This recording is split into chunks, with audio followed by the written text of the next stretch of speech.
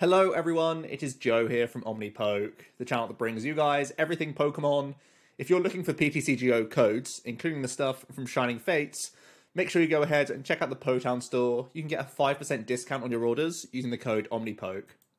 For today's video, we are going to be going over the top 10 decks for the second part of the Players' Cup 3. We are moving into the region finals for those players who were able to make use of their 50 tournament keys, and they are in a good enough stead to then battle it out. So I think it's happening in 10 days' time, so hopefully this is going to be helpful for those of you whittling down to a decision. So the methodology for this top 10, now that we have the fantastic website dinodata.app, we can use this to the fullest extent to look into what decks have been succeeding, both pre and post Shining Fates, and that's what this top 10 list is based on. So no opinions in here at all. I've literally just said whatever the data's told me, that's the position of all these 10 decks. I have scrutinized this by having over 60 player events, so think of it as like League Cup plus style tournaments, and fortunately these events are popular enough to get into the hundreds in a lot of situations. And this is going to be raging from the 22nd of Feb to the 9th of March. This wasn't actually the very beginning of Shining Fates being like out in PTCGO. I think there was a couple days before, but there were a mixture of Shining Fates and non-Shining Fates tournaments in that date range. So just sticking to the 22nd of Feb cutoff to March means that we have less tournaments to look at, and let's face it, this is still a fresh format, but the Shining Fates set wasn't that impactful. I think Rusted Sword is probably the only one of real consideration to think about in terms of how the meta will be developing and new decks and that sort of thing. So yeah, it's a small date range, but we do still have that wide amount of data with over 100 tournaments to look at for the pre-Shining Fates format as well. So we will be talking about those results also. Quickly then, just to talk about where we were pre the release of Shining Fates. Within that range of, again, 60 plus player tournaments, there was 129 events. And this is the breakdown of top 8s on the left-hand side of your screen here. So you can see Pikarom was the most frequent top 8ing deck, followed by ADP, Eternatus, Centiskorch, and then there's a bit of a drop-off to the Luke Metal, the Blacephalon, and then a massive drop-off to Mad Party, Lightning Mewtwo, Welder Mewtwo, and Colossal. So I think that pretty much carves out sort of Pikarom and ADP being way up at the top, Eterna, Senti, pretty much in that tier 1.5, Zacian, Luke Metal, and Blounds sort of tier 2, and then everything below that, still top 10 deck contenders, of course, and still had decent win rates against other decks, and still had a place in the game, but they were achieving far less top 8 finishes overall. So that's really what I'm going to be basing this information on, just how many times, what was the frequency of an archetype making top 8. I think that's a good metric to look at. It means that they're going deep into tournaments, and you know, once you get into a top 8 situation, there's all sorts of things that could sort of go wrong. You could just get queued into a difficult matchup for you, or there's just like more variance, or sort of there's less variance in the top 8 because all the players are playing at a high standard. So it actually is more important to look at like what made top 8 in the first place, because that's against more of the general field to give you a feel really of how matchups play out, I would say. So yeah, that's why we're going for frequency of top 8s. Let me know if you would prefer a different metric to look at, but I think this is the one that makes intuitively the most sense. And also on the right-hand side of the screen, if you're not familiar with Dino Data, it's a fantastic website. I'm using it a lot now for a lot of information Pokemon-wise. This is where you can see a matchup spread. So you read this, you take the deck that you're trying to look for its matchup spread, you see Blacephalon, and then you go across here to see, you know, that it's very favorable against Luke Metal. It's really unfavorable against like Lightning Mewtwo, for example. So that's how you interpret this data. But this gives you a good impression of your matchup spread for whichever deck you're choosing. So that's just something to keep an eye on and look out for. I will be taking snippets as we talk about the decks individually as well, so it'll be easier to interpret. Then let's talk about the metagame and what's actually being played. What are the most popular decks pre and post Shining Fates? So pre-Shining Fates, it looked like Zacian ADP was the most popular, with Pikarom, Eternatus all being way up there. Centiskorch, Blounds, and Zacian Luke Metal also pretty popular. Then there's other decks which were basically just uncategorized archetypes. And then below that, we had Colossal, Mad Party, and Lightning Mewtwo. They've actually, since the release of Shining Fates, dropped out of the top 10 in terms of popularity. And included in the top 10 now is the basically no tag team build of Zacian, which is usually going to be using the Rusted Sword coming out from Shining Fates, so no surprise there. As the set was released, we've only had 15 tournaments. They're only online events. There aren't huge stakes for all of these tournaments, so a lot of people perhaps were just experimenting with Zacian in a competitive environment to see how viable it was.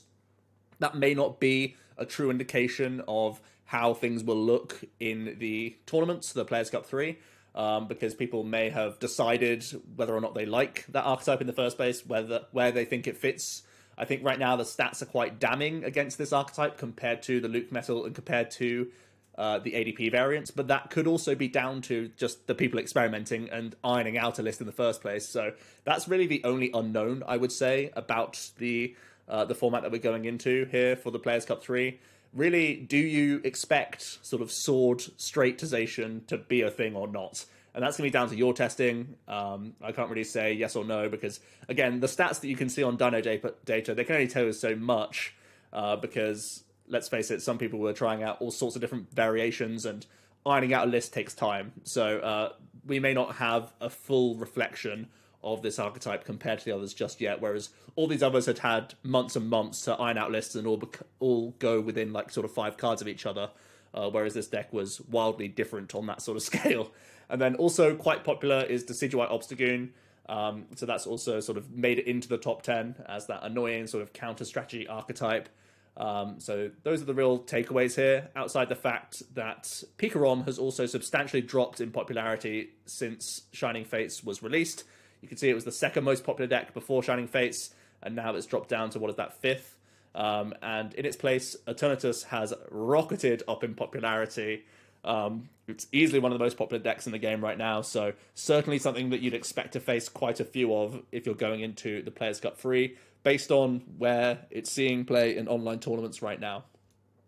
So let's start with that top 10. So you can see the rating in the top corner. You can also see the number of top 8s this deck has achieved.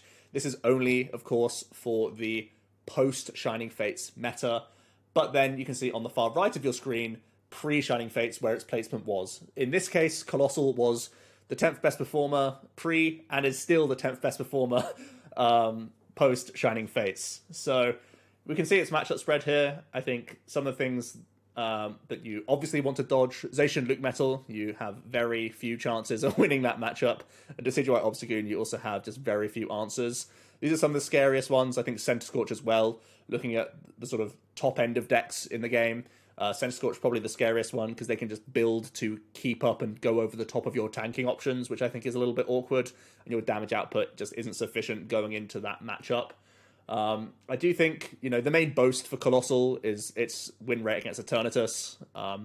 You're really hoping that Luke Metal is afraid of Rusted Sword, because otherwise you've got a really bad matchup there that you basically have no chance of winning, which is not great. So it's one of those things where you're trying to target one, dodge one, a bit of a dodgy place. There are some archetypes like that in the game right now. Colossal certainly has that laid out pretty clearly what it's trying to avoid right now. So really, if you're Colossal, you're just hoping that the impact of Rusted Sword going into ADP and Rusted Sword potentially even going into these straight Zacian archetypes are going to scare off Luke Metal players. So that's really the hope. For a list, I've gone for a pretty standard approach. I think now with Pikarom dropping off from that top spot in popularity quite significantly, you can cut the Mimikyu and the Mew. Mew wasn't only in here for Pikarom, it was mostly actually in here for the Blacephalon and the other fire-based matchups, so they can't have those easy Cramorant prizes, because Cramorant's an annoying Pokemon for you to deal with as the Colossal, and it's just a 2-prizer. So a couple 1-prize tech Pokemon that could be included in this list. I feel like the Mimikyu is less valid right now because Pikarom is probably on the decline. It's probably going to stabilize still in that sort of top 5 of popularity, but more towards that low end would be my assumption. Outside of that, pretty standard list in front of you. All of the 60s I'm showing today. I think there's 1 or 2 decks that aren't like just cookie cutter lists. But those are just the ones that I'm more comfortable with to talk about because they're ones that I've tested more. Whereas Colossal isn't one of these archetypes that I've, played 100 plus games of. I've probably played like around 30 or so with Colossal. So I just take the cookie cutter, take it as read, try and simplify it down for you guys. And if you want to put in some of the suggested text or some of your own personal preference text, by all means. But I've tried to, again, go off of Dino data, see what the most popular includes are, see what the win rate is like with and without these cards to try and formulate a decent 60-card list for you guys. The real only thing here is the synergy of Rotom Phone, which has become more and more popular as Colossal has been out for longer. In at number 9, with also 3 top 8s, is Control variants. Now, it's really hard to pinpoint Control, and its matchup spread looks just silly, to be honest, because firstly, there's just not enough data. Some of the things on Dino data, it's, like less than 5 games that Control has played against these other matchups. So I wanted to have this on here just for completionist's sake, but really you shouldn't be looking at these percentages down at the bottom. You should sort of scrape these away and just, if you've play tested Control, you'll know what the matchup spread is more similar to. Seeing as though, like, it's showing right now that it hasn't beaten Mad Party once, whereas Control probably should be beating Mad Party quite a lot in reality.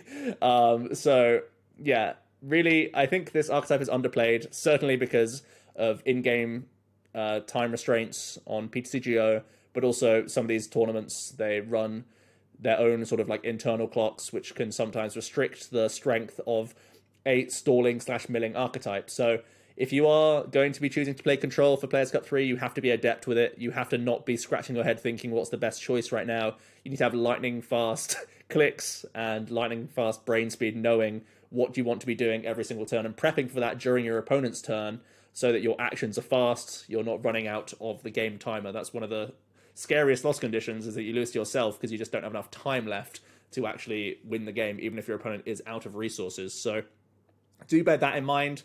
But yeah, realistically, I feel like this deck could be much higher up the top 10 if we were in-person tournaments, realistically, and you had 50 minutes for a best of 3 where Control could easily win win the first game, and then the second game is not able to be completed. So the format would be very different, I think, if we had in-person play. I think Control would be a much scarier prospect, and the meta would warp around that a little bit more than it has been recently. So just bear that in mind. And yeah, also don't really take those numbers into consideration too much, just because the variants of Control are different on the Dino Data app and for Limitless and that sort of stuff, even though they can... So the lists themselves can be very different, but they'll all be lumped under that sort of Control umbrella. So their matchup spreads, again, sort of make it look kind of wonky. But here's where I'm at with Control right now.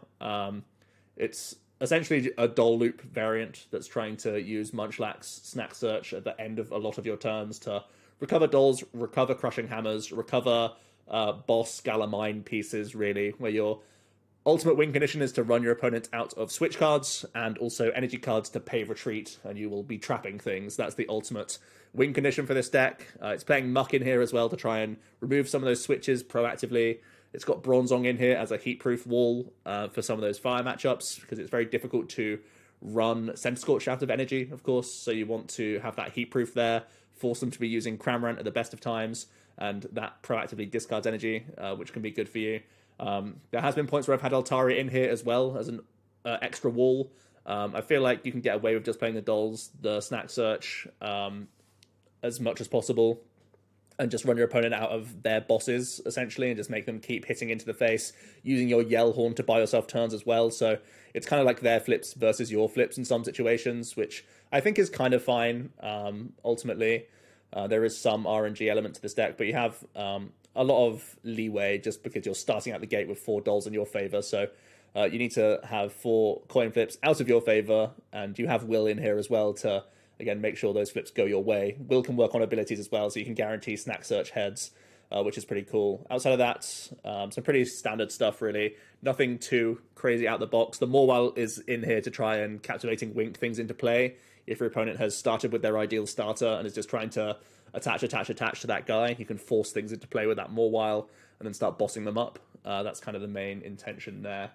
So yeah, outside of that, it's just an annoying controlling variant. There are some other things you could think about on the right-hand side, but this is a pretty bare-bones list of control that I think is pretty valid. In at number 8, we have Mad Party. Mad Party has had just the one extra top 8 right now.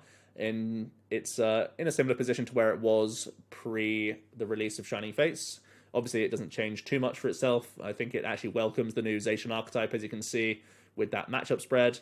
But for me, I'm kind of questioning Mad Party in this top 10. I think its matchup spread is one of the weakest, I think. Having to dodge both ADP and Eternatus in the Players' Cup 3 is not going to be easy for you. I think this was also one of the archetypes that enjoyed Pikarom at the helm more than others, just because, look at that win rate, almost pushing to 70% win rate against Pika. That was your bread and butter matchup. That was the anti-meta pick at the time. And I think the meta has warped, in a different way, a different direction for Mad Party. So, yeah, I think it's just too risky for me to take this into a field where that ADP and Eterna will be some of the most popular archetypes. However, this is the list that I would be playing. The only spice, really, is Marshadow is in here to try and give yourself bull searchable access to remove Power Plant, which is being mained in a lot of Eternatus variants, which makes, one of the reasons why that matchup is so bad for Mad Party. They oftentimes play one or no Stadium. So having a bull search out to remove Power Plant, I think is important right now to make that matchup slightly more reasonable. I still think it's very difficult for you. At the same time, you could think about, well, essentially, you need that bull search out, but you're still having a bad time against Eterna. The good news is that Eterna players are reducing their Zigzagoon count, so they can donk you a lot less, and they can't take the easy prize on, Sinistes when you're benching them, like they used to when they were playing, 4 copies. So that's the only good thing going in your favor that was different to earlier on in the meta. So the percentages of Mad Party into Eternatus might actually be quite different now than they used to be. So some of that data may be sort of outdated now that Zigzagoon is kind of more towards the 2 count than the 3 to 4 count. So that's something to bear in mind. Other than that, pretty straightforward list. In at number 7, we have the Executor Rowlet Rillaboom deck.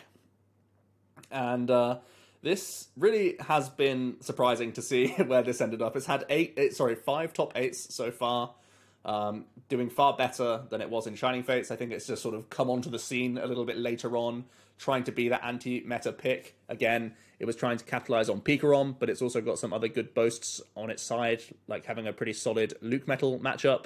Even against some of the fire matchups, you're going to lose to Blounds, but you have a decent time against Centiskorch. It's actually pretty close. So I feel like this archetype has way more close to 50-50s than I ever expected. I do think that the main variance actually is the opening coin flip, which is a bad thing to say, but this deck feels so much weaker when you have to go first with it, because you end up attaching and passing and wasting a turn, knowing that full well that you have to super grow the following turn anyway. So that's the only thing that's a little bit awkward. You're sort of backed into that corner if you are forced to go first and the deck is far weaker. That's the main point I have going against it. But its matchup spread is actually way better than I expected when looking into the data. Here is the list, though, not too different from the one that I did on my channel a little while ago. We are playing the 4 Crushings as well to sort of keep that removal on there. Thwacky comes in from Shining Fates, but it's a really, really minor tweak. Not too much else there. So yeah, still trying to do the same thing. If you want to have a slightly better time against some of these fire matchups, I know Mewtwo and Mew is oftentimes used.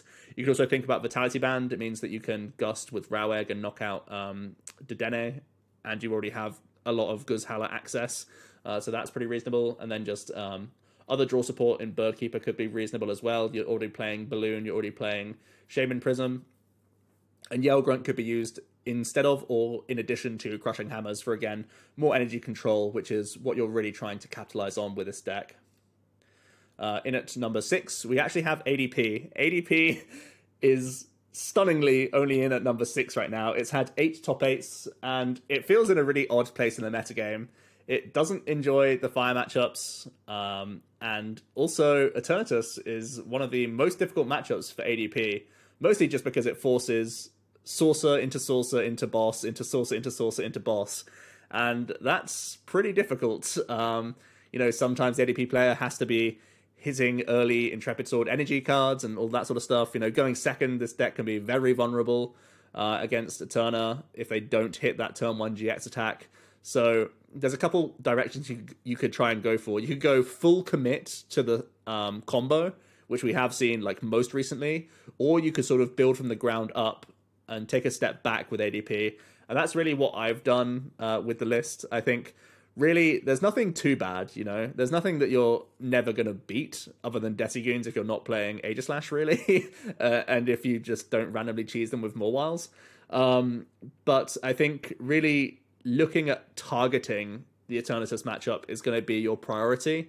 And the ways that I've thought of to improve that matchup is kind of going back in a time capsule when ADP was less, you know, Gust game based. We're still playing 4 boss, obviously, but from previous renditions, I'm no longer playing Oricorio.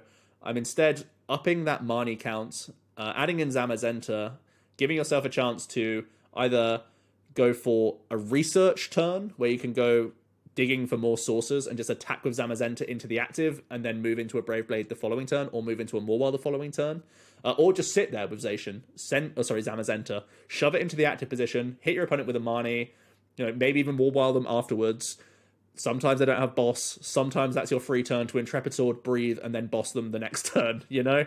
So when I actually did my 100 games of ADP, I think it's something like 6 months ago now, for the channel, the list I had a Zamazenta and a Mawile in there, and my win rate against Eternatus was absolutely insane. It was very, very high. One of the most positive matchups I had. So looking at the dyno data, I'm very surprised how poor the matchup has become. And again, I kind of just look back to where my list used to be, and then it kind of makes sense that you don't have the sort of those panic plays where you miss your turn 1 GX going second, or you miss Saucer boss, you know? At least with this list, you have the chance to, you know, source a research and then look for the second Saucer to attach to Zamazenta and send it into the active and hit with it. Forcing your Eterna player to always have that boss in their hand, which they sometimes don't, you know, especially when you play double Mawile in this list. So the double Mawile is intended to improve that Decigoon matchup where you're forcing things into play, obviously, but it's also, of course, in here trying to kind of cheese the Eternatus players, and even to an extent the Senti and the Blaun players, where you're just forcing stuff down, making them, you know, not be able to Crobat in those opening stages, not allowing welding decks to Dead change. It is kind of awkward. It's not the coolest strategy to go for, but I think this is going to be the way that you tilt those Etern matchups and some of the Senti matchups as well, where you just force stuff down, essentially. I think naturally as well, ADP might be getting slightly safer into Senti and Blauns because you get to play Rusted Sword. Now, maybe 1 copy isn't enough. Maybe 2 copies would be enough to balance that matchup. Essentially stop them from going aggro Reshizard, which has been just so free for people to do at the moment, especially when they play Fion. They just freely go for that, munch a bunch of prizes early, and get very far ahead. So the sword can actually punish the early Reshizard plays, which I think is pretty good. So, yeah. Also, because Pikarom is seeing less play, I've cut the Great Catcher. And also, at the same time, ADP is not seeing the same amount of play. If you think that's important enough, you can add it back in. Aegislash would be a more solid answer. If you just want to go 1 Mawile, 1 Zama, 1 Aegislash, that could be reasonable.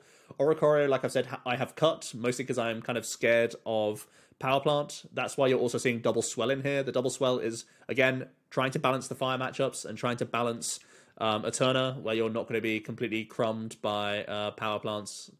So yeah, that's the big things really to look at with this deck. I think it's actually nice that you have to think less about the mirror as well, so you don't have to go full combo gas kind of deal, or you don't have to shove in all the big charms to try and protect if you were forced to put the Dene down, or if it got Mawile down, that sort of thing. So tilting away from like just winning the mirror is actually a really nice feeling to have, and you can actually focus back towards you know, what are currently the top 2 decks, which are the VMAX decks really in the format. And the Rusted Sword also helps out obviously against any Pikaroms that are around. It can be reasonable into the mirror because you can just use your Zacian to swing through an ADP now. And it's also good against Luke Metal because it's a plus 60 that cancels out their Goggle and Reduction.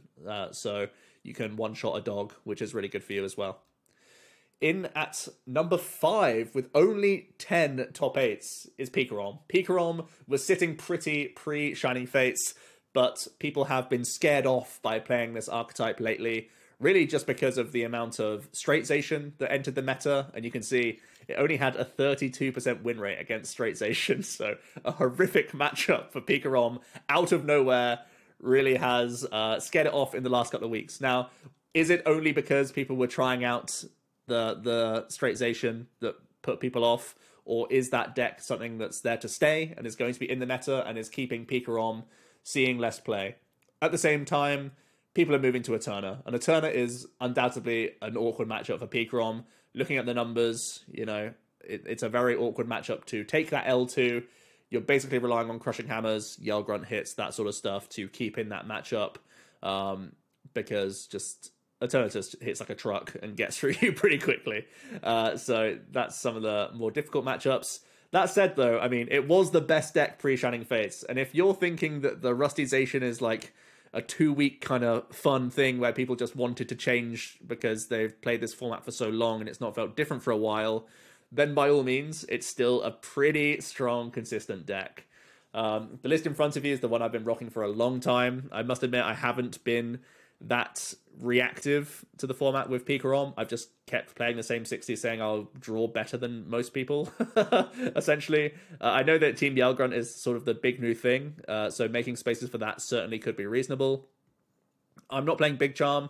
I'm just playing the extra search outs in the Double Cherish for the Mewtwo to try and get that early. But I know Big Charm could be reasonable as well.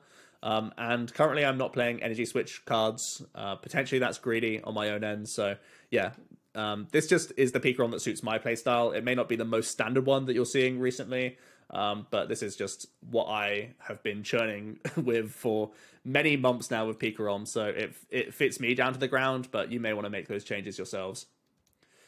In at number 4, we have Blacephalon with 13 top 8 placements.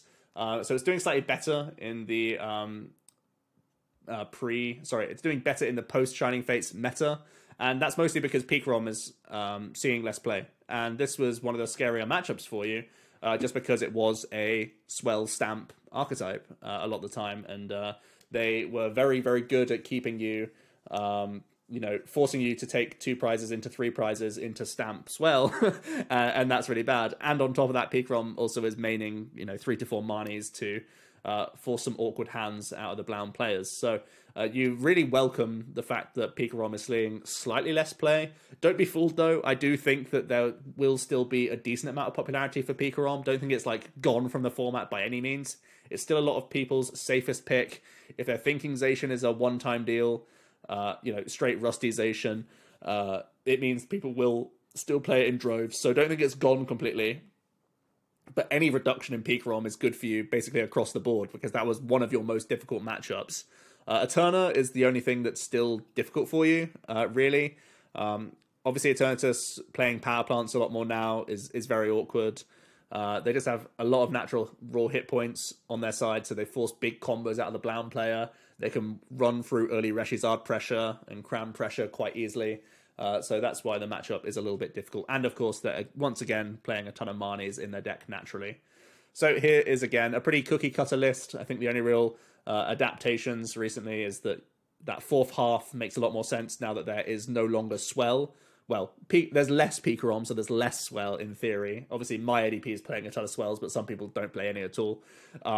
So playing that 4th half just to have more instant access to remove that Power Plant is going to be important, and also having Pokegears on top of the Welders to try and make sure you don't miss your chain. Essentially, that's really all there is to it. I have seen recently some Blacephalon base players have mained 1 copy of Reset Stamp, kind of random to hit it at the right time. That's why I'm not a big fan of it, but it certainly can claw you out of awkward situations. Oranguru is definitely a cool one. I know Oranguru is just very good at protecting you against Marnie, and there's a lot more Marnie than there is Stamp in the meta right now. So that certainly could be a reasonable include for you. Other than that, Marshadow, if you're more worried about Swells than Power Plants, and Fion could be used just like it is in a few of these other fire decks, so that Reshizard can be really good early tempo for you.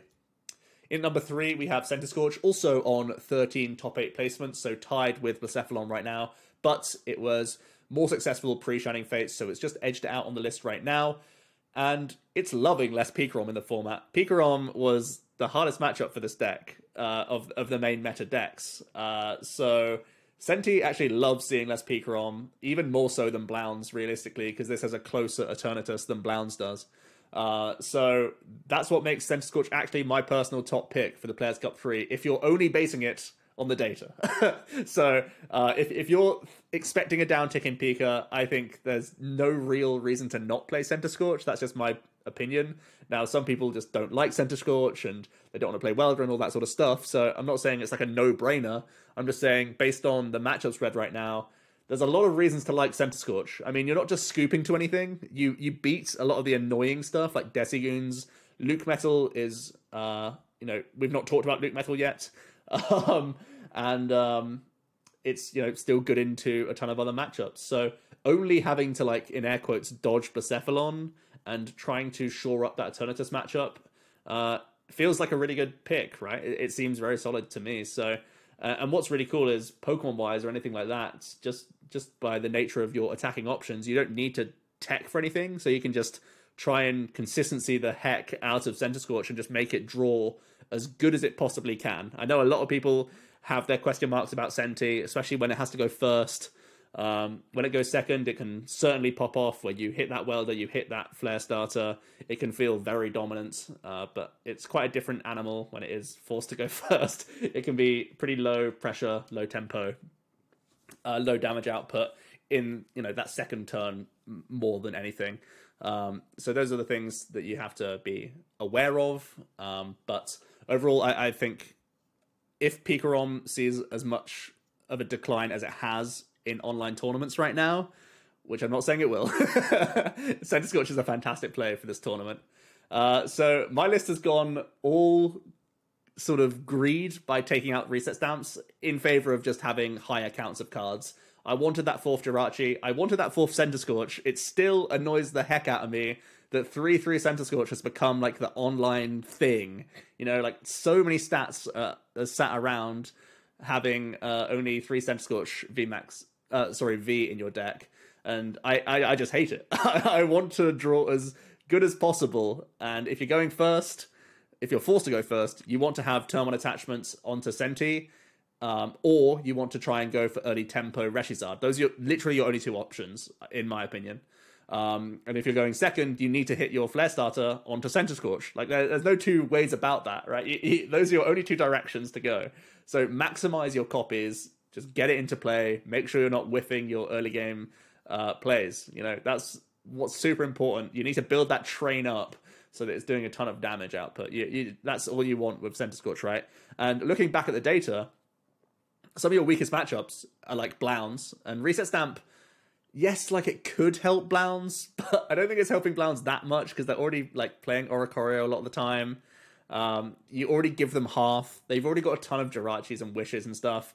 And in the late game, by the time Stamp's useful, they're just trying to cram win you anyway. And you basically can't deny them cram game because you have to use the Denes almost always, right? So I feel like Stamp's not that good into Blounds.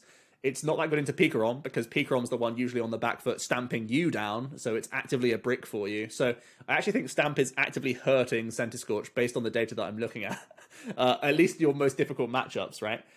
So yeah, that's why I've taken them out and just said, let's draw good instead. So that's why we're taking this approach and just maximizing the 4 copies of the Com, the Baby Senti, and the Jirachi as well. So that we just get the right Pokemon onto the scene as quickly as possible. I am slightly worried about Reshizard when Rusted Sword is more of a presence. It's more risky to just lead out with him and start punching with him. But for ADP, I feel like there'll be 1 to 2 copies maximum, and I don't think that the Zacian deck is going to be super popular. It's broken into the top 10 recently, but I do think that's a recency bias of people just experimenting, I think it will fall out of the top 10 of popularity for Players' Cup 3. That's a personal thing, just my opinion after testing the deck, but it certainly could be popular. So I still am backing the Reshizard, but there is a little bit of extra risk there, so you may want to switch in the Heatran instead. In at number 2, we have Luke Metal. It's doing really well in online tournaments. It's made 16 top 8 placements. And really, I think it's just, as we go back to the start of this video, Eternatus was just mega, mega popular. And this is one of the best decks in the format. You know, this and Colossal have the best matchups against Eternatus, essentially. And this has more well-rounded matchups against the field compared to Colossal. So it's no secret as to why this deck is doing so well. I think, ultimately, your matchup spread is pretty solid at the same time. Yes, your Senti and your Blounds are pretty scary. And I think you could be losing some percentage points against ADP if they are adding in. Again, if they play 2 on the high side of swords, you're really scared. If they play 1, maybe it's reasonable. It's just like when they played Leon back in the day, but slightly more awkward because they can boss at the same time as swording. So you might be losing a slight bit of percentage points against ADP, which is obviously a worry.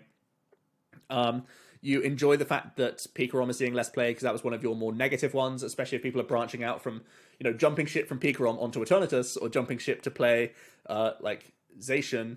Those are better situations for you a lot of the time, right? You'd prefer them to be jumping ship to Eterna, right? Anyone who's moving off Pika to Eternatus is a huge win for you. So yeah, the fire decks are still awkward, of course, but overall your matchup spread is very, very solid. I think it's one of the more consistent decks in the format as well, just by the nature of Intrepid Sword. You can buy yourself a lot of time behind Dolls, behind Zamazenta, that sort of stuff. Sometimes just plonking double Zama is an instant win for you against Eternatus. Just look at those numbers that back that up. So yeah, I think the archetype is pretty strong. I would expect... This is one of those decks that doesn't like being in the limelight, and putting it up at number 2 in top 8 placements will immediately ring some alarm bells to say, why aren't I playing Fire for this tournament? And that's one of the reasons why I'm thinking Senti is such a good play. So that is a bit awkward. But even at that point, you know, it's only a 40-60, so you can still win those matchups as well. The list right now is pretty basic. I am playing the one Swell. You can think about Power Plants. Power Plant has been reasonable for me as of late. I've actually been playing a no Crushing Hammer list for a decent amount of time with Luke Metal. I just like having the extra spaces committed to extra tag calls and other supporters. But the stats are telling me that Crushing Hammer is certainly more popular and slightly more successful, I think, if you are playing the maximum Crushing Hammers, which makes sense, you know. I don't think it helps. So it's basically just trying to patch up like the ADP matchup in particular. I think the Crushing Hammer, it also can patch up Pikarom at times, keeping them slightly out of your range, even with goggles, especially for the Boltund, right? Because you can't one-shot the VMAXs very easily. If you do want to improve your Pikarom matchup, you can actually add in Rusted Sword as well. If I was adding in Rusted Sword, I'd work in Guzhala as well. This is me basically saying if you want to cut Crushing Hammers, you can add in the tackle package, thicken the tackle package and add in Rusted Sword. I think Rusted Sword or Tool Scrapper could be an option already in this list, even if you're not playing Guzhala.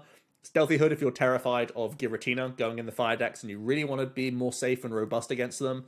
And Aegis/V if you want to have better answers to some of the control decks. Sorry, not control, what am I talking about? Just to slice through things, like Decidueyes and stuff like that. So those are really the things that I'd be thinking about if you really wanted to for tech cards.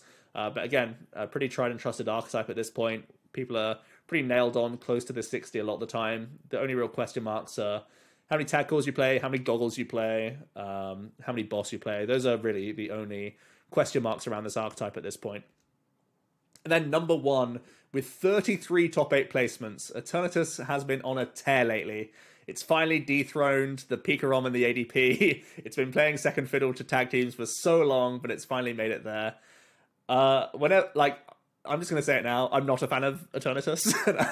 I've not played it really at all since it's been out. I think its matchup spread still terrifies me, essentially. It looks super impressive. There's a ton of 60% plus, but there's also some 20 and 30%. So you're really just rolling the dice on the day and saying, I hope I don't get crumbed by people playing the counters. You know, if people are bringing Luke Metal, that's probably the most popular sort of in air quotes counter, right? Decigoons, if people are playing Colossal, they'd have to be a little bit kooky to be playing Colossal compared to Luke Metal just on a matchup spread basis. But man, there's a lot of dodging and weaving you need to do as Eternatus, especially when it's public enemy number 1. I feel something like Pikarom was better, just sat on top spot, because it didn't have the same, the counters were kind of more obscure. It moved things to Decigoons as the scariest matchup for Pikarom, and that was fine because Decigoons is fringe enough that the other stuff could keep it at bay. Whereas Luke Metalization, I could easily see this being like 15% of the Players Cup 3 format, because its matchup spread is so sound and safe, you know? So it feels like trying to dodge a 15% meta share kind of deck makes me very scared to play Eternatus. I don't know, maybe the 60 and 50+% matchups across the board gives you some comfort. If you're thinking that the Picarom's going to come back in a big way for Players Cup 3 after this little lull, it's certainly a decent pick still in the format. And let's face it, the stats are really big behind it. I will say it's basically more popular now than ADP ever was or Picarom ever was at their peaks, essentially, in terms of popularity. So that could also be a driving factor behind their win rates as well. So just bear that in mind. Obviously, the percentages are showing these decks to be solid, but it's weird. I'm just an Eterna hater, so so I'll just throw that out there now. But yeah, dodge your bad matchups and just smack with the big guy, I guess, if you want to play this for Players Cup 3. Here is my deck list. I do like power plants. I think plants make a lot of sense in the deck. Crushing hammers as well, kind of mirror match based. I'm not committing to the full 4 count. You certainly could. I still wanted to have extra spaces committed to Yveltal. I've seen an increase of Yveltal a lot recently. And it makes sense just so that you can pivot in those early stages, giving yourself 7 good leads in the deck so that you just make sure you power Accelerator when you're going second, to give yourself some safety net against Crushing Hammer. Super important for the archetype to be able to get that power Accelerator off in so many situations so you don't just fold to early Yell Grunt, early Crushing Hammer heads.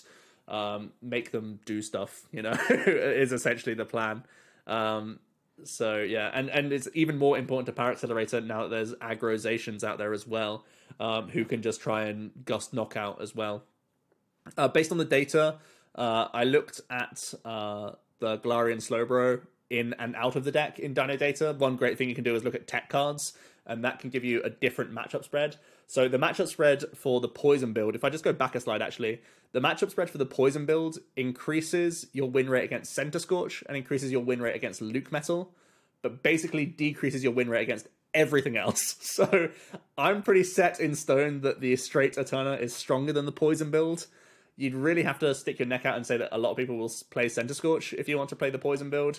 And like, even though I'm saying you're improving that Luke Metal matchup, it was still like in the 30% region. So it's still a very poor matchup. So don't think that the Poison build like wins that Luke Metal by any means. They can still easily out-resource you just by healing through that poison.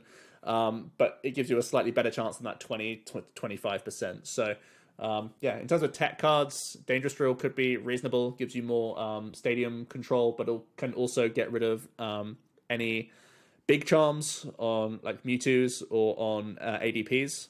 Great catcher if you want to have additional gusting. Tool Scrapper, similar to the Dangerous Drill, take your pick of which one you prefer in here. The Tool Scrapper only really targeting those big charms, but the Drill is a bit more flexible. Obviously, if you could hit some special energies in a ton of matchups like Pikas and Eternas and that sort of stuff. So yeah, and Reset Stamp could also be a reasonable one. I think people have moved away from Stamp and Eterna and just stick with Marnies for the most part and try and play on the front foot, which I certainly empathize with. I think it makes a lot of sense just by the aggression of this archetype, but they could be weaved in. Just like any VMAX deck, you force them to go through a 340 hit point Pokemon rather than having the hand size to gust a Crobat. You know, you give them 2 cards and just say, do you have it, kind of thing, which is always a pretty strong game plan. So that wraps up the top 10. If you are thinking about playing any deck outside the top 10, I think it's always a risk. But yeah, there's some ones that we have talked about. Decigoons was in the top 10 of popularity, but didn't quite make it into the top 10 in terms of top 8 placements. Despite the wave of popularity around the Rusted Swordsation, it was outperformed by a lot of things. I think, you know, again, I sort of hold my hands up and say a lot of people were testing, a lot of people were sort of having fun with this deck just in online tournaments, which I completely understand. And at the same time, these weren't fleshed out, ironed out lists. These were probably first or second renditions of the deck where people are just giving it a go, seeing how strong it is. Now, some people would have binned the deck after that point.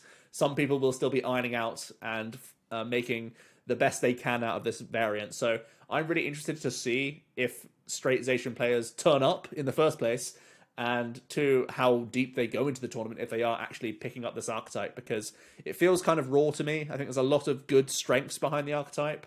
aggressive brave blading, bossing, and just the extra tempo that you can have, especially into tag teams like Pikarom and ADP, is super enticing. So I think there's a lot of strengths there, but it is still an uncut gem that you're trying to make the most out of it. So anyone who is testing the archetype, I'm really excited to see how the deck performs. Aurora Mewtwo is actually quite an interesting one, a sort of lightning-based Lightning Mewtwo that we saw. It was previously in the top 10 performers pre-Shining Fates and has just basically dropped off in popularity quite a lot. I think it's in an interesting spot, actually. I like the extra raw hit points that you have as the Mewtwo. I like that Colossal is probably like not playing Mimikyu anymore, which gives you a lot safer of a time. Big Charm on Mewtwo is very good now that Eternatus is a lot of the time playing less than 3 Zigzagoons. Sometimes you see as low as 1, sometimes 2 is oftentimes the number I see with Zigzagoon. So having Big Charms can certainly be nice for the Mewtwo player, keeping yourself out of range. You have the Surf Fetched option and that sort of stuff. If Pikarom is no longer a presence or less of a presence in the formats, there's less Crushing Hammers for you to be sort of wrecked by as well. So I think this is an interesting archetype to keep an eye on. I actually think it's low-key kind of sleeper because you get to play the answers to all the sort of fringe stuff at the same time. You get to play your Decigoon answer, you get to play all that other stuff. So I think Aurora Mewtwo, I enjoy a lightning build more than a welding build, but I think both of those are actually low-key kind of fine if you play a high Big Charm count. Well, kind of at least 2 copies, I would say. And on this bottom line, I think these are kind of the sketchier ones where they're kind of dodge and weave archetypes. Cincino Excadrill, sort of an attacking build, Dragapult Lycanroc, and Orbital Snorlax. They haven't really had the results to prove themselves in the top 10 anywhere near consistently enough, but they do have some solid strengths there if you can dodge a couple of the most awkward matchups. That was a long discussion, guys. Let me know if you enjoyed this video. Took me a long time to extract all the dyno data, not only through the actual matchup spreads, but more so just looking at the actual cards within and their win rates in and out of the deck. So trying to give you guys good baseline 60s. I hope you enjoy that, and I hope it was reasonable for you. Let me know what you're going to be playing for the Players' Cup 3, or what you're thinking about, what you've whittled it down to. Do you agree with me that Centiskorch is going to be a good play? Do you think Pikarom is going to come back in droves? And how are you going to be answering the wave of Eternatus that has rocked up recently? I'd love to hear your thoughts down below. Thanks so much for watching, and I'll see you in another video tomorrow. Cheers.